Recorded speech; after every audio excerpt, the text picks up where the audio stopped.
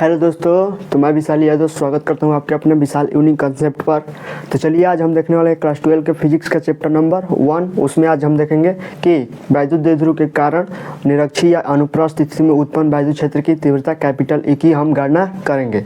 उसके हम उसका डेरिवेशन जो है उसका क्या होता है। तो चलिए हम देखिए, यह परीक्षा की दृष्टि से देखा जाए तो सबसे इम्पोर्टेंट क्वेश्चन माना जाता है। आप कोचिंग में भी पढ़े होंगे कि यह सबसे क्या है, इम्पोर्टेंट है, क्योंकि थोड़ा करने में इसको देखिए कठिन है नहीं, लेकिन है बहुत आसान। अगर आप इसको ध्यान से करेंगे तो आपको यह बहुत आसान लगेगा, अगर ध्यान से नहीं करेंगे तो आपको कठिन अवश्य लगेगा। इस क्लास को अगर आप अंत तक अगर इस क्लास को देख लेंगे तो आपको यह जो डेरिवेशन है वो बहुत आसान लगने लगेगा, क्योंकि मैं बहुत आसान से आसान शब्दों में आपको बताऊंगा, पॉइंट टू पॉइंट एक्सप्लेन करूंगा कि कौन सा बिंदु कहाँ पर आया, यानी कौन सा मान कैसे आया, उन सभी पॉइंट टू पॉइंट को बताऊंगा। इसलिए इस क्लास को अगर अंत तक आप देख लेंगे तो आप इस डेरिवेशन में आपको कोई प्रॉब्लम कभी नहीं होगी। हमारा यह प्रॉमिस है कि आपको इस डेरिवेशन में कहीं कोई भी प्रॉब्लम नहीं होगी, आप इस क्लास को अगर अंत तक देख लेते हैं तो। चलिए बिना किसी देरी के स्टार्ट करते हैं। देखिए, वैद्युत द्विध्रुव के कारण निरक्षीय या अनुप्रस्थ। निरक्षीय तो आप निरक्षीय यानी जो अपना अक्ष में ना हो, तो यानी इस जो दो आवेश होता है तो दो आवेश अपने बल के इधर लगाते हैं, अपने यानी जो केंद्र होता है केंद्रीय बल होता है, तो केंद्र की तरफ बल लगाते हैं, तो यानी ये इधर बल लगाएगा और ये इधर, तो बल इधर लगाते हैं। लेकिन ये क्या बोला है, निरक्षीय स्थिति में, तो यानी निरक्षीय जो ये क्या होता है, अक्ष होता है। तो अब निरक्षीय यानी लंबवत, तो हमें क्या निकालना है, लंबवत स्थिति में। हम इससे पहले जो अक्षीय है अक्षीय वाला कर चुके हैं।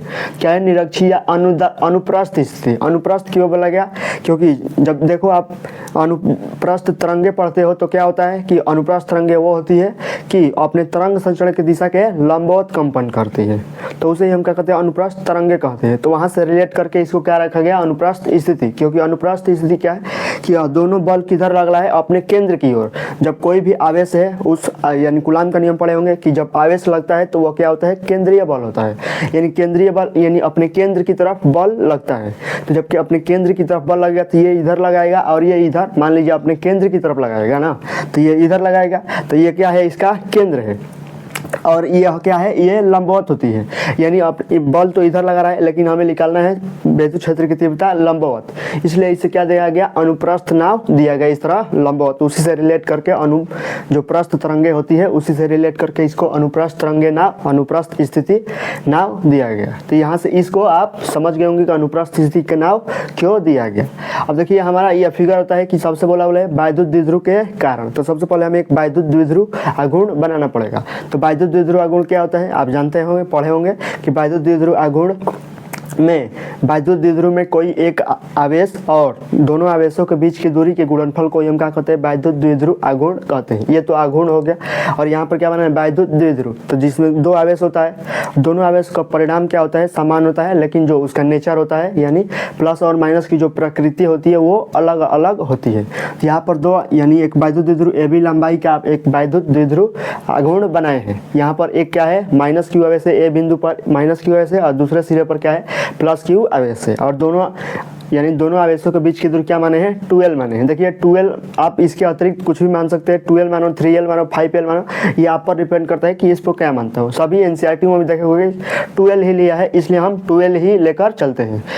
ये आपके थिंकिंग पर है, क्योंकि यहाँ पर 2L इसलिए लिया जाता है कि ताकि इसको दो भाग करे तो ये L और L में डिवाइड हो जाए। आप जब इस पूरे दूरी को L लोगे तो L/2 के रूप में डिवाइड करना पड़ेगा, इसलिए हम 2L लेते हैं।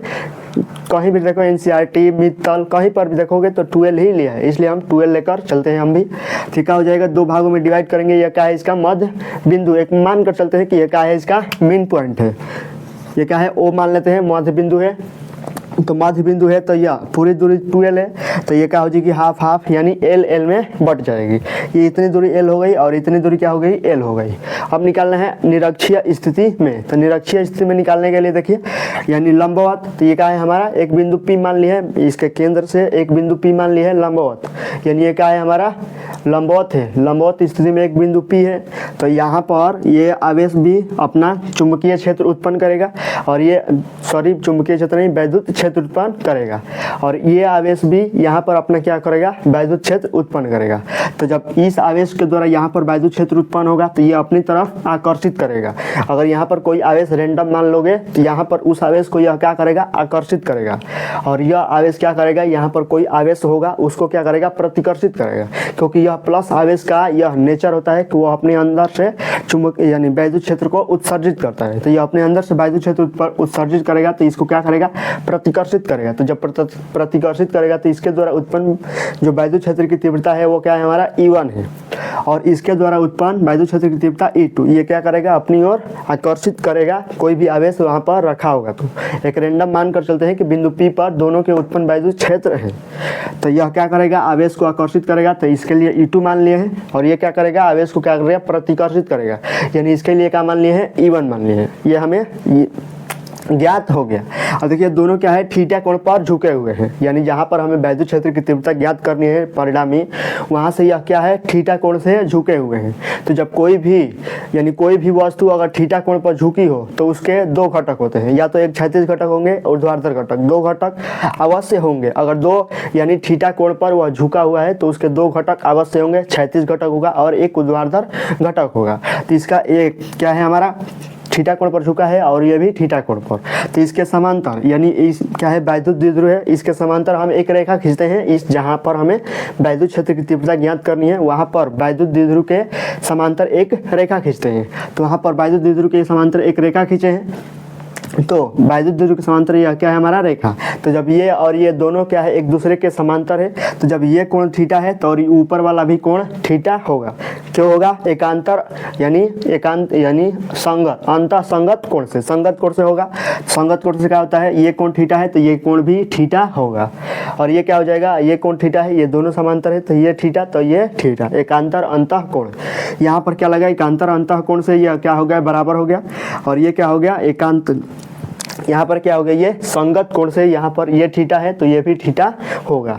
तो ये दोनों क्या है, ये थीटा दोनों बराबर है और ये दोनों क्या है, आपस में बराबर है। तो यहाँ पर क्या हो गया, ये यहाँ पर ये थीटा हो गया और यहाँ पर ये थीटा हो गया। तब इसको दो घटक में वियोजित करेंगे। यहाँ पर इसके द्वारा उत्पन्न वैद्युत क्षेत्र की तीव्रता ये E1 है तो ये क्या हो गया, E1 भी दो घटक में वियोजित होगा क्योंकि थीटा कोण पर झुका हुआ है। तो दो घटक में वियोजित होगा तो एक लंबवत होगा, एक क्षैतिज घटक होगा।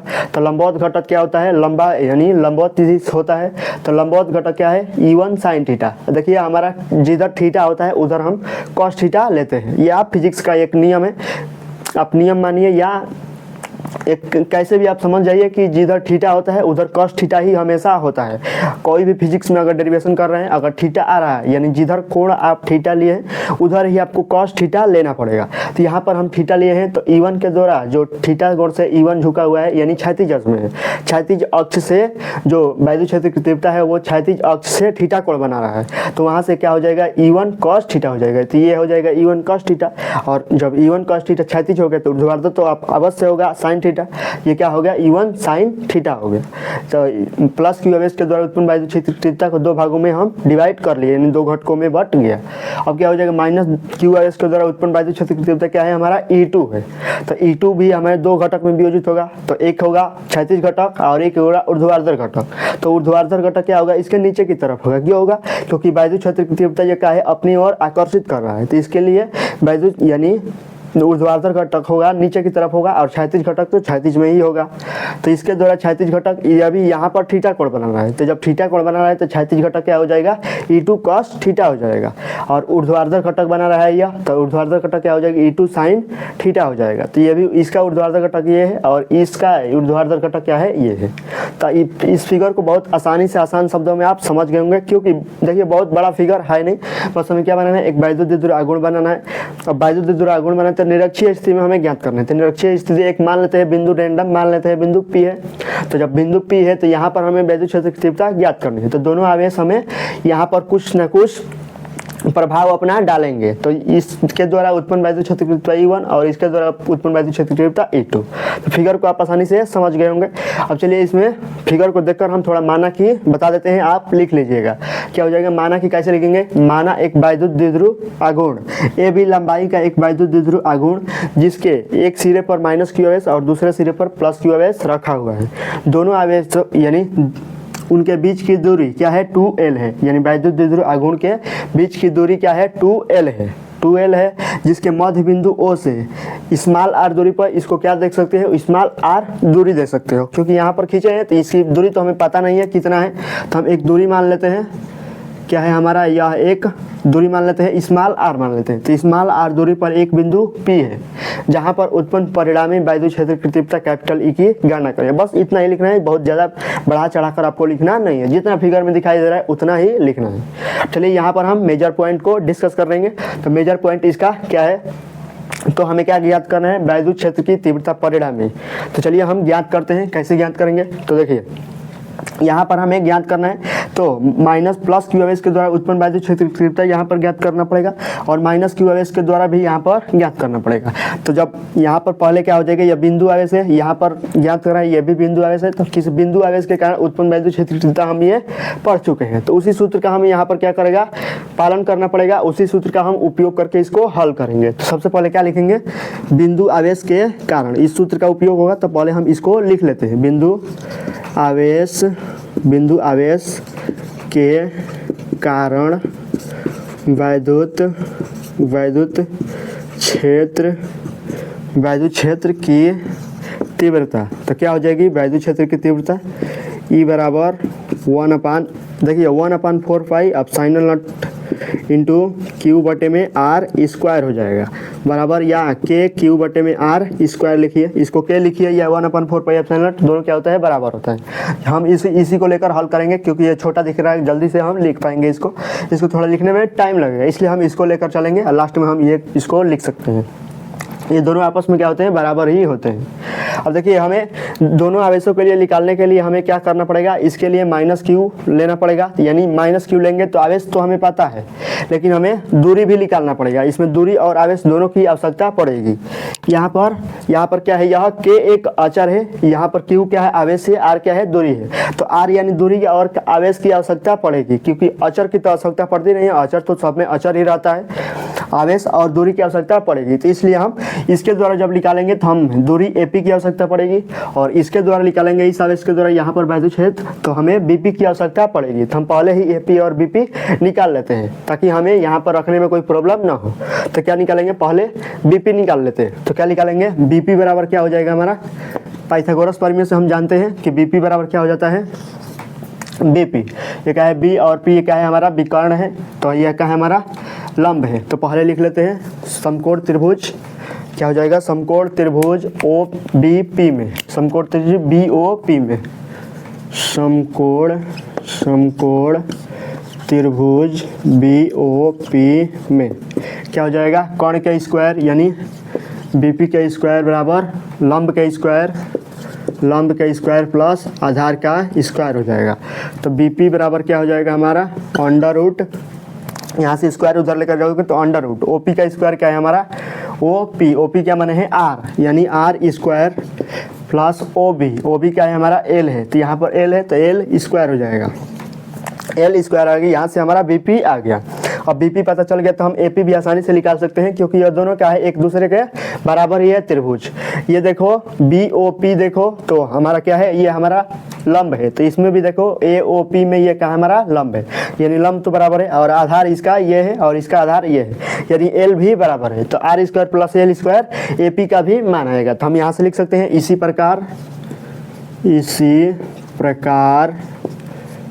प्रकार क्या हो जाएगा, त्रिभुज, समकोण त्रिभुज क्या हो जाएगा,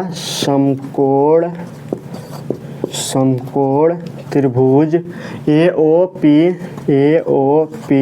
में किसका मान हो जाएगा, AP बराबर रूट में R square plus L square हो जाएगा। यहाँ तक तो समझ में आ गया, यहाँ तक कोई प्रॉब्लम होगी नहीं आपको, क्योंकि बस हम क्या लगाए हैं, पाइथागोरस प्रमेय लगाए हैं, वहाँ से AP और BP का मान निकाले हैं, क्योंकि यहाँ पर हमें आवश्यकता पड़ेगी। तो चलिए आगे मान रखेंगे। अब क्या निकालेंगे, माइनस क्यू आवेश के द्वारा यहाँ पर उत्पन्न वैद्युत क्षेत्र और प्लस क्यू आवेश के द्वारा यहाँ पर उत्पन्न वैद्युत क्षेत्र निकालेंगे। तो पहले निकालते हैं प्लस क्यू आवेश के द्वारा बिंदु P पर उत्पन्न वैद्युत क्षेत्र की तीव्रता। क्या लिखेंगे, प्लस क्यू आवेश के कारण बिंदु P पर वैद्युत क्षेत्र की तीव्रता। तो क्या हो जाएगी वैद्युत क्षेत्र की तीव्रता अगर निकालना चाहें तो बहुत आसान है, बस क्या इस सूत्र का पालन करना है। वैद्युत क्षेत्र की तीव्रता क्या हो जाएगी, हमें क्या माना है प्लस क्यू के द्वारा E1, क्या हो जाएगी E1 बराबर के हो जाएगी के, और क्यू का मान क्या है प्लस क्यू, तो क्यू रख देंगे बटे में आर स्क्वायर, यानी आर का मान क्या है बीपी, तो बीपी का स्क्वायर हो जाएगा, बीपी का स्क्वायर बराबर के क्यू बटे में बीपी का मान हम निकाल चुके हैं, बीपी का मान क्या हो जाएगा रूट में R square plus L square. अब रूट में आर स्क्वायर चलिए एक बार लिख लेते हैं, क्या हो जाएगा रूट में R square plus L square का पूरे का होल स्क्वायर हो जाएगा। यहाँ से क्या आ गया हमारा बीपी का मान आ गया, बीपी का मान रख दिया, होल स्क्वायर है तो होल स्क्वायर कर दिए हैं। अब उसके आगे चलेंगे तो क्या आएगा हमारा प्लस क्यू के द्वारा हम तो यहाँ पर निकाल दिए E1 का मान हो गया। अब निकालेंगे माइनस क्यू के द्वारा E2 निकालेंगे, तो चलिए निकालते हैं। अब क्या हो जाएगा माइनस क्यू आवेश के कारण, माइनस क्यू आवेश के कारण बिंदु P पर वैद्युत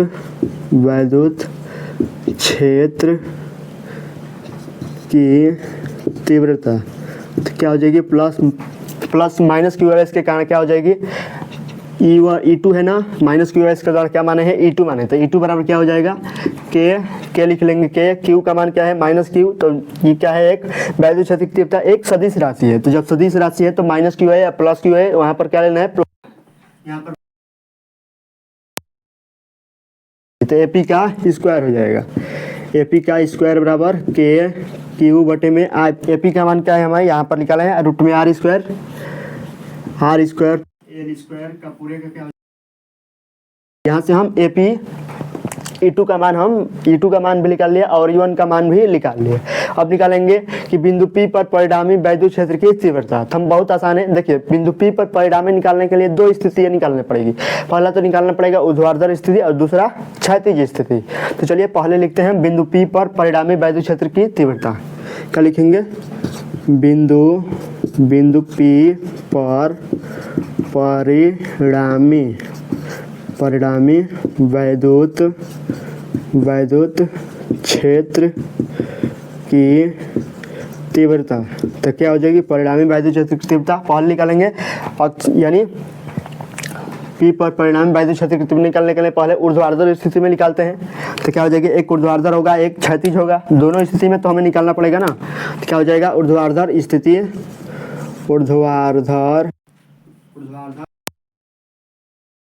स्थिति में, तो ऊर्ध्वाधर स्थिति में क्या हो जाएगा हमें देखिए ई परिणामी क्या है ई है परिणामी वैद्युत क्षेत्र की तीव्रता कैपिटल ई।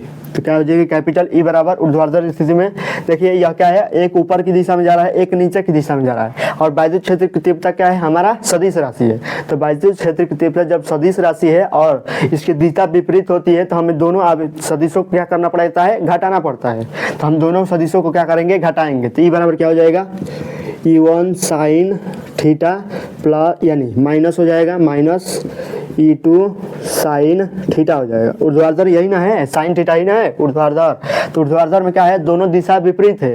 तो जब दोनों दिशाएं विपरीत होती है और वह एक सदिश राशि है तो दोनों सदिश राशि में हम क्या करते हैं उसको घटाते हैं। तो हम इसे घटा लेंगे तभी तो हमारा क्या है एक सदिश राशि का पालन हो पाएगा, और यहाँ पर ये क्या है सदिश राशि है। अब क्या है E1 और E2 दोनों आपस में बराबर है। देखिए यहाँ पर E1 का मान के क्यू बटे में रूट में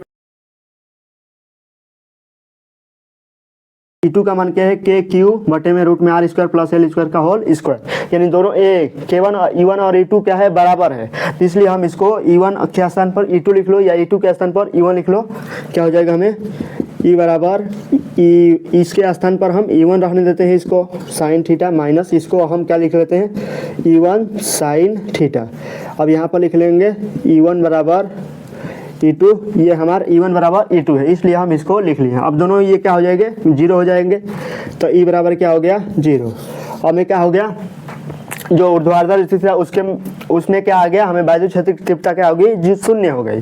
देखिए बहुत टीचर क्या करते हैं, इसमें इस जो स्थिति होती है इसको एक्सप्लेन नहीं करते हैं, डायरेक्ट हम क्या कर देते हैं, वो जो निकालना होता है हमें मान आता है, वो जो सूत्र प्राप्त होता है उसी को डायरेक्ट कराते हैं। हमें समझ नहीं आ पाता है, बहुत से बच्चे समझ नहीं पाते हैं कि यानी ये हमें दिया किस लिए है, ये क्यों दिया है और इसका मतलब क्या है। तो इसका मतलब है कि अगर इसको नहीं भी निकालोगे तो चल जाएगा, लेकिन आपको निकालना, हमें हमारा निकालना कर्तव्य है कि आपको मालूम पड़े कि यह स्थिति क्यों दी होती है। तो इस स्थिति में निकालते हैं तो हमें वायु क्षेत्र की तीव्रता शून्य प्राप्त हो जाती है। इसलिए हम इस स्थिति को बहुत टीचर क्या करते हैं, निगलेक्ट कर देते हैं, यानी इसको निकालते नहीं है। लेकिन हमें बताना आवश्यक है कि इसको क्यों नहीं निकालते हैं। इसलिए नहीं निकालते हैं क्योंकि यह क्या हो जाती है, शून्य हो जाती है। तो लेकिन ये इसको समझना आपको आवश्यक है। अब चलिए ये क्या हो गया, ऊर्ध्वाधर स्थिति में शून्य आ गया। अब क्या निकालेंगे, क्षैतिज स्थिति में परिणामी निकालेंगे। तो क्या हो जाएगा, क्षैतिज स्थिति में, तो क्षैतिज स्थिति में अगर निकाले तो क्या हो जाएगा, परिणामी E बराबर E1 प्लस E2 हो जाएगा। यहाँ पर नहीं, यहाँ पर लिखते हैं। तो क्या हो जाएगा, क्षैतिज स्थिति में E बराबर E1 प्लस E2 हो जाएगा, होगा ना कि E1 cos थीटा हो जाएगा, E1 cos theta plus E2, E1 cos theta plus E2 cos theta हो जाएगा। क्यों होगा, देखिए यह क्या है, वैद्युत क्षेत्र की तीव्रता एक सदिश राशि है और दोनों क्या है, दोनों की दिशा क्या है, समान है। जब दोनों की दिशा समान है तो यह क्या है, एक सदिश राशि है। तो E1 cos थीटा हो जाएगा और E2 cos थीटा, दिशाएं समान है और इसका मान भी समान है, यानी परिणाम भी एक समान ही आएगा यहाँ पर। चलिए दिशाएं समान है तो हम क्या करेंगे, दोनों को ऐड कर लेंगे। तो दोनों को ऐड करेंगे तो E1 के द्वारा उत्पन्न वायु क्षेत्र E1 cos थीटा था और E2 के द्वारा उत्पन्न वायु क्षेत्र E2 cos थीटा था। तो E1 cos theta plus E2 cos theta हम कर लेंगे यहाँ पर, क्योंकि यह क्या है, दिशा समान है। तो E बराबर E1 cos theta plus E2 cos theta हो गया। अब यहाँ से E का मान निकालेंगे तो क्या हो जाएगा, E बराबर E1 हम जानते हैं E1 और E2 दोनों आपस में बराबर है। तो हम E1 के स्थान पर E2 रखो या E2 के स्थान पर E1 रखो, इसमें कोई प्रॉब्लम होना ही होनी चाहिए आपको। तो क्या हो जाएगा, E1 cos theta plus E2 के स्थान पर हम E1 cos थीटा लिख लेंगे। अब चूँकि लिखेंगे, चूँकि E1 बराबर क्या है, E2 है, E1 बराबर E2 हो गया। अब यहाँ से E का मान निकालेंगे तो 2E1 cos थीटा, आपका 2E2 cos थीटा भी आ सकता है, 2E1 cos थीटा भी आ सकता है। अगर यहाँ पर E2 रखते हैं तो E2 आएगा, E1 रखते तो E1 आएगा, क्योंकि दोनों का मान आपस में बराबर ही है। तो यहाँ से E का मान हमें पता हो गया कि E बराबर 2E1 cos थीटा हो गया। अब इसको क्या निकालेंगे हम, अब इसको जब बस क्या करना है, हमें हल करना है। तो हल करने के लिए सबसे पहले हमें cos थीटा की आवश्यकता पड़ेगी। तो चलिए हम cos थीटा निकाल लेते हैं। तो cos थीटा हमारा क्या हो जाएगा, देखिए हम यहाँ पर बहुत आसान शब्दों में हम निकाल लेंगे इसको। cos थीटा बराबर क्या होता है, आधार बटे कर्ण होता है, आधार बटे कर्ण होता है। यह हमारा क्या होता है, cos थीटा आधार बटे कर्ण। तो देखिए cos थीटा यानी ये भी थीटा है, ये भी थीटा है, तो ये क्या है, हमारा थीटा है। तो थीटा के सामने वाली भुजा क्या होती है, लंब होती है, और उसके जो लंबवत के सामने होती है वो कर्ण होती है। यानी ये क्या है, हमारा इसके सामने वाली ये लंब है, तो हमें लंब की आवश्यकता नहीं है, कर्ण की, यानी आधार और कर्ण की।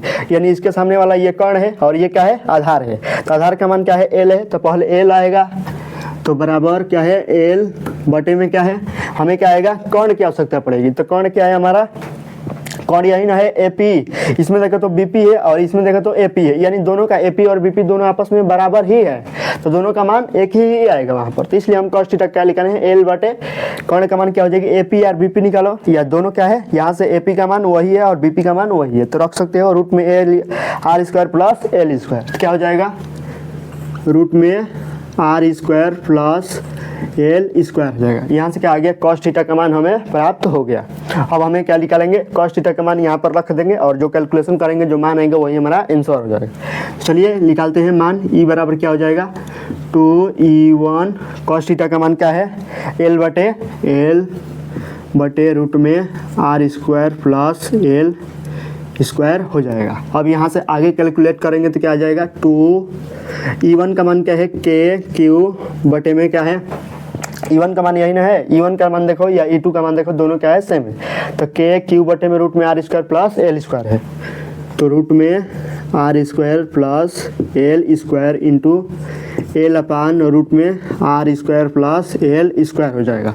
यहाँ से ये आ गया। अब देखिए यहाँ पर क्या है के क्यू यानी 2QL, यहाँ से एक बन रहा है सूत्र। देखिए ई बराबर क्या हो जाएगा के इंटू क्या हो जाएगा इंटू 1/रूट में यहाँ पर क्या हो जाएगा 2 लगा देते हैं, Q लगा देते हैं और L यहीं पर ला देते हैं। L यहीं पर आ गया, पूरे के बट्टे में क्या हो जाएगा रूट में R²। देखिए यहाँ पर क्या है, यह होल स्क्वायर है। यहाँ पर होल स्क्वायर था ना, यहाँ पर क्या था होल स्क्वायर, यानी देखिए L/रूट में R² प्लस L², यह क्या हो गया हमारा कॉस थीटा का मान रख दिए। अब 2E1, तो E1 का मान हमें क्या है रूट में R² प्लस L² का होल स्क्वायर है, तो होल स्क्वायर हो जाएगा यहाँ पर। और जब होल स्क्वायर को करेंगे तो क्या हो जाएगा रूट हट जाएगा, तो रूट हटेगा तो यहाँ पर क्या लिख सकते हैं हम R² प्लस L² लिख सकते हैं। और इसको लिखेंगे तो रूट में R² प्लस L² हो जाएगा। यहाँ से अब 2QL जाते हैं, एक सूत्र जानते हैं कि चूँकि क्या होता है, क्योंकि P बराबर 2QL होता है। ये हम सूत्र जानते हैं ये कि वैद्युत द्विध्रुव आघूर्ण का सूत्र क्या होता है, P बराबर 2QL होता है।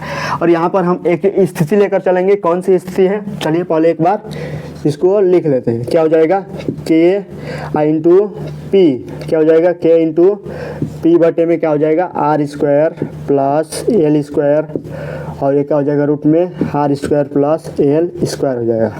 अब यहाँ से एक स्थिति क्या लेकर चलेंगे कि माना लिखो या ना लिखो, इसमें होता ही है यह R बहुत बड़ा है L की तुलना में, तो R² भी बड़ा होगा L² की तुलना में, इसलिए हम क्या लिख सकते हैं L² बराबर 0 ले सकते हैं। यह लेने की हमें आवश्यकता पड़ेगी। यहाँ पर क्यों लेने की आवश्यकता पड़ेगी, देखिए L बहुत छोटा है, यानी L यहाँ पर तो हम बहुत बड़े बनाए हैं, ये आपको समझने के लिए बनाए हैं, यहाँ पर इतना बड़ा, लेकिन ये होता है बहुत छोटा, यानी बहुत छोटा होता है। ये क्या है यहाँ पर बहुत छोटा है, और ये क्या है हमें बड़ी दूरी है, यानी R क्या है बड़ी दूरी है, और L क्या है बहुत छोटा है। यहाँ पर दिखाई दे रहा है आपको बड़ा, लेकिन यह क्या है वास्तव में बहुत छोटा है।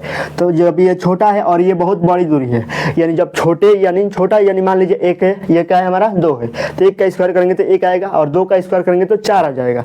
यानी जिसका छोट का स्क्वायर करेंगे तो थोड़ा छोटा ही ना आएगा, और बड़ का स्क्वायर करेंगे तो और बढ़ता जाएगा, यानी बहुत बड़ा आने लगेगा। तो जब इसका बहुत बड़ा मान आने लगेगा और इसका छोटा मान, यानी जब बहुत बड़ा और बहुत छोटा से जब तुलना करते हैं तो छोटे वाला जो होता है उसको हम निगलेक्ट करके चल सकते हैं। यानी फिजिक्स का एक या ऐसी है कि आप मान सकते हैं कुछ भी इसको मान सकते हैं कि जब बहुत बड़े एक राशि यानी एक बहुत बड़ा मान आता है और एक छोटा मान आता है, तो उसमें हम जो छोटे मान होता है उसको निगलेक्ट करके चल सकते हैं, यानी उसको 0 मान सकते हैं। ये उसी नियम को हम यहाँ पर फॉलो किए हैं। तो R क्या है बहुत बड़ा है L की तुलना में, तो अब उसी प्रकार R² बहुत बड़ा होगा L² की तुलना में, तो L² बराबर क्या हो जाएगा निगलेक्ट मानकर चल सकते हैं, यानी 0। इस पर कोई इस डेरिवेशन पर कोई प्रभाव इसका नहीं पड़ेगा।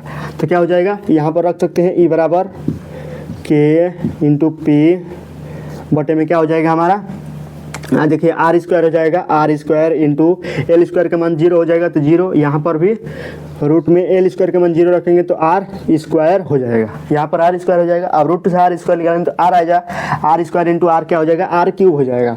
तो E बराबर क्या हो जाएगा K का मान 1/4 pi epsilon not into P बटे में R³ हो जाएगा। यही हमारा क्या है फाइनल एंड फुल आंसर है। यहाँ पर क्या है 1/4 पे एप्सिलॉन नॉट का मान तो आपका याद है 9 × 10 की पावर 9 होता है, और P क्या है एक वैद्युत द्विध्रुव आघूर्ण है, और R क्या है यानी R समझ जाइएगा यहाँ पर क्या है यह जो लंबवत स्थिति में रखे हैं उसका मान है, यानी जो लंबवत स्थिति में P बिंदु से स्मॉल r दूरी पर जो एक बिंदु माने थे उसके बीच की दूरी क्या है हमारा R है। यहाँ पर जो डेरिवेशन है E क्या है हमारा वैद्युत क्षेत्र की तीव्रता है। आई होप इस डेरिवेशन को आपको बहुत आसान से आसान शब्दों में समझ में आ गया होगा। देखिए इसको स्क्रीनशॉट ले लीजिए एक बार, आई होप आप इसको स्क्रीनशॉट ले लेंगे होंगे। देखिए सबसे पहले क्या किए हैं वैद्युत द्विध्रुव आघूर्ण बोला था, यानी वैद्युत द्विध्रुव की कल्पना की है, और हम जानते हैं कि एक बिंदु आवेश के कारण उत्पन्न वैद्युत क्षेत्र की तीव्रता हमें पता है। सबसे पहले हम उस सूत्र को लिख लिया, हमें मालूम नहीं है कि हम कैसे इसको ज्ञात करेंगे, तो सबसे पहले जो हमें मालूम है उसको तो हमें लिखना आवश्यक पड़ेगा ना। तो हमें क्या लिखना आवश्यक है कि प्लस क्यू एस के द्वारा उत्पन्न वैद्युत क्षेत्र की तीव्रता हम जानते हैं, तो इसको बारे में पहले हम इसके बारे में जानते हैं तो इसको हम लिख लिए। अब लिखे तो हमें देखना देखे कि यहाँ पर आवेश और दूरी दोनों की आवश्यकता पड़ेगी। तो आवेश और दूरी की आवश्यकता पड़ेगी, तो आवेश तो मालूम है लेकिन दूरी मालूम नहीं है, तो हम यहाँ पर पहले दूरी निकाल लिए। अब दूरी निकाल लिए तो माइनस क्यू आवेश के द्वारा प्लस क्यू आवेश के द्वारा उत्पन्न वैद्युत क्षेत्र की तीव्रता भी हम निकाल लिए। तो माइनस क्यू आवेश के द्वारा E1 और प्लस क्यू आवेश के द्वारा E2 निकाल लिए। अब उसके बाद क्या किया, बिंदु P पर परिणामी दो स्थितियों में प्राप्त हो, एक क्षैतिज और एक ऊर्ध्वाधर स्थिति में। तो ऊर्ध्वाधर स्थिति में हमें क्या हो जाए, 0 प्राप्त हो गया, और क्षैतिज स्थिति में क्या हो गया, हम हल किए तो हमारा जो सूत्र होता है E बराबर 1/4πε0 इंटू P/R/Q, ये हमें प्राप्त हो गया। अब देखिए, यदि आपको यह वीडियो पसंद आई हो तो इस वीडियो को लाइक और अपने दोस्तों के पास शेयर अवश्य कीजिए।